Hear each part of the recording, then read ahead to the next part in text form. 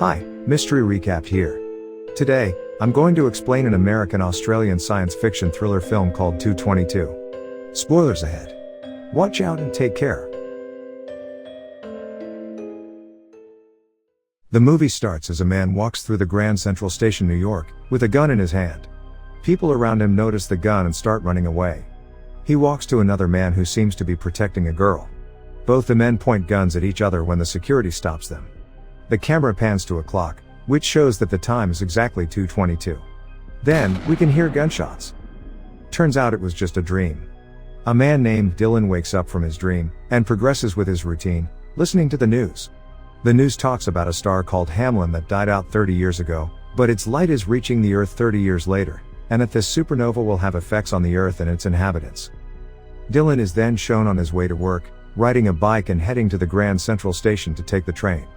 He works as an air traffic controller with serious talent in visualizing patterns. After work, he goes to a club, drinking with his coworkers, and receives a ticket to an aerial ballet as a gift for his upcoming birthday. The following day, at work, he starts to see constellation patterns in front of him. He starts to hallucinate about his recurring dream and cannot communicate with airplanes. He looks at the clock to see it is exactly 2:22. Looking closely, he realizes that the clock has stopped. Dylan comes back to his senses only when his colleagues call him. Dylan notices that the planes are about to crash into each other due to his pause. He quickly reports to the pilots and saves them from crashing by an inch. The passengers inside the planes are relieved. Dylan notices that the clock has started working again. Due to this incident, he is suspended for 4 weeks. The day after he was suspended, he attends the aerial ballet, where he sees a woman named Sarah, and is stunned by her beauty. After the ballet is over, everyone is at the after party. Dylan approaches Sarah and introduces himself. They go to a restaurant and start talking. Dylan tells Sarah that his father was a pilot and that he also trained to be a pilot but could never become one, as he was afraid of flying. Sarah tells him that she works at the Howard Pace Art Gallery. He also tells her about being suspended from work, and he finds out that Sarah was on the plane that almost collided with the other aircraft at 2:22 p.m. Dylan felt apologetic about the incident, but Sarah was instead thankful towards Dylan for saving her life. As they depart, they admit to each other that for a first date, they felt a deep connection and it felt like they had known each other forever. The following day, while on the way to the Grand Central, Dylan notices the same happenings as the day before: siren, a woman laugh, construction sounds, a man saying "May I help you," and glass breaking.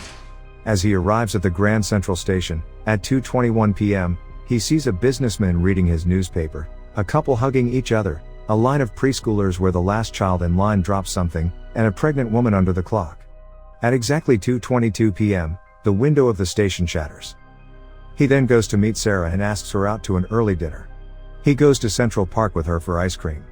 Sarah reveals that she had stopped dancing because of an injury. Dylan feels bad, so to cheer her up, he plays a song and starts dancing in front of her.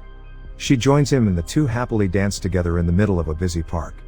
In the end, they kiss. They go to Dylan's apartment and make love.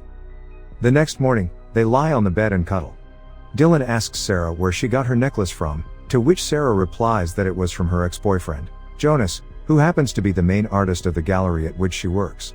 Dylan asks when is Sarah's birthday and they find out that both of them were born on the same day, April 18, 1986, and they are both turning 30 within a week's time.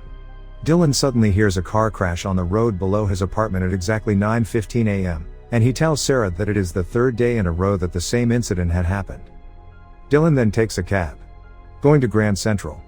As the driver takes the shorter route, Dylan tells him to stop the cab and notices again the same pattern of siren, a woman laugh, construction sounds, and a man saying "May I help you?"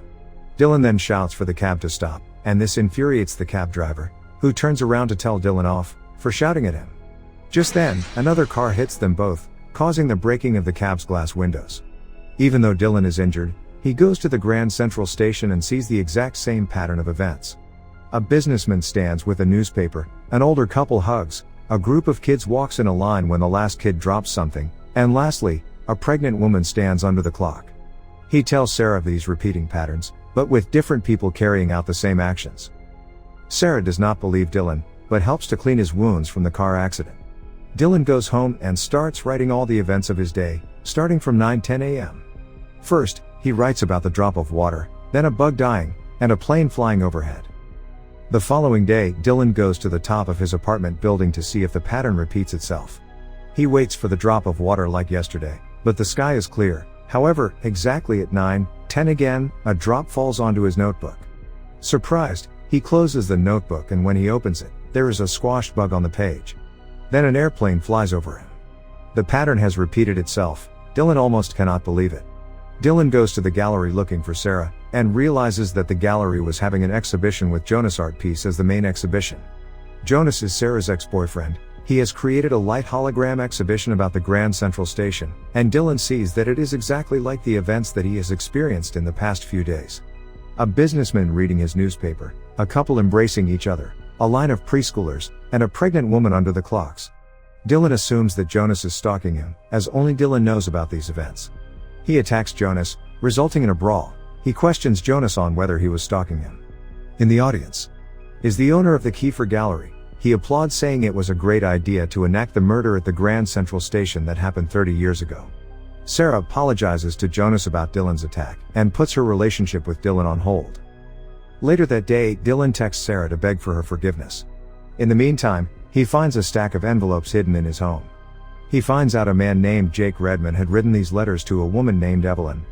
Upon investigation, Dylan finds out that Jake Redman lived in his apartment 30 years ago, back in 1987. He also finds an article online and finds out about the murder that happened 30 years ago in Grand Central. Jake Redman was the murderer. He killed his lover, Evelyn, and a police officer in the middle of the Grand Central.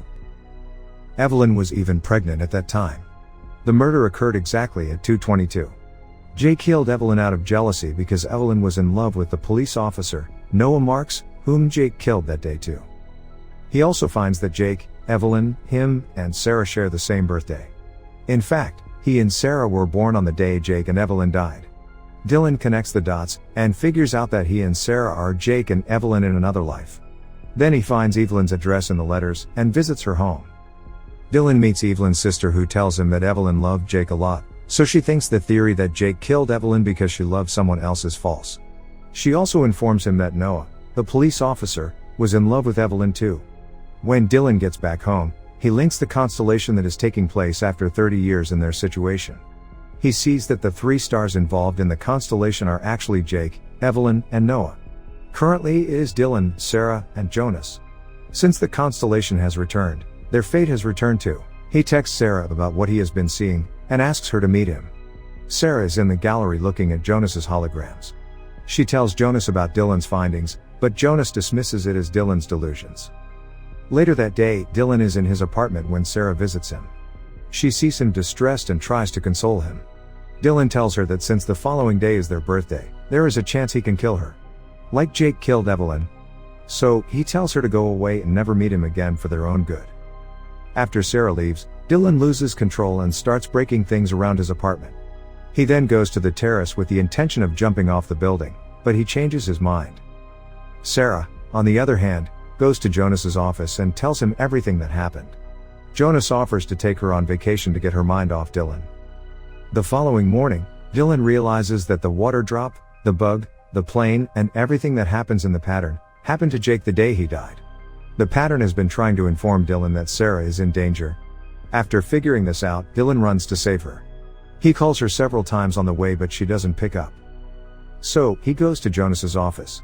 There, he is shocked to see a wall filled with Sarah's pictures and several holograms of her. He realizes that Jonas is obsessed with Sarah. He also finds an empty case of a gun and is now sure that Sarah is in danger. He rushes to the station to find her. Meanwhile, Jonas and Sarah are in the Grand Central Station buying the tickets for their journey. Jonas tells Sarah to wait for him under the clock. History is repeating itself. Jonas returns to her with the tickets. He too realizes that they are living their past.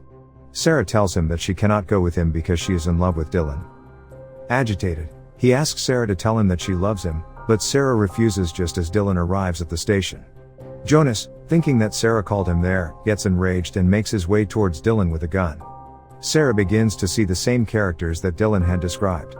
The businessman, the couple who hugs, the children, and so on. She comes to realize that everything that Dylan said was true. But that also means the pregnant woman under the clock is Sarah herself. Jonas first points his gun towards Dylan, and then he points to Sarah, saying that if he couldn't have her, neither could Dylan. Dylan shields Sarah just in time, but he gets shot at 2:21 p.m. The events from 30 years ago plays out, and at exactly 2:22 p.m., Jonas gets shot by the police who had followed Dylan there. Dylan falls in Sarah's arms and momentarily closes his eyes. He has visions of Jake and Evelyn being affectionate. Luckily, he does not die. Sarah then looks at the clock. It is 2:23 p.m. They managed to survive, and fate has changed. We finally get to know that in the past life too, the police officer Noah was the one who killed Evelyn and Jake, but the police had turned the story around to save their reputation. The dying star, Hamlin, mentioned at the start of the movie finally disappears, but a new star is immediately reborn. In the ending scene, it is shown that Dylan and Sarah are living happily, with Dylan having finally overcome his fear of flying and is now a pilot, and Sarah smiling affectionately at their baby in the cradle. Subscribe for more videos like this, turn on notifications, and leave a like to help the channel out. Thank you for watching.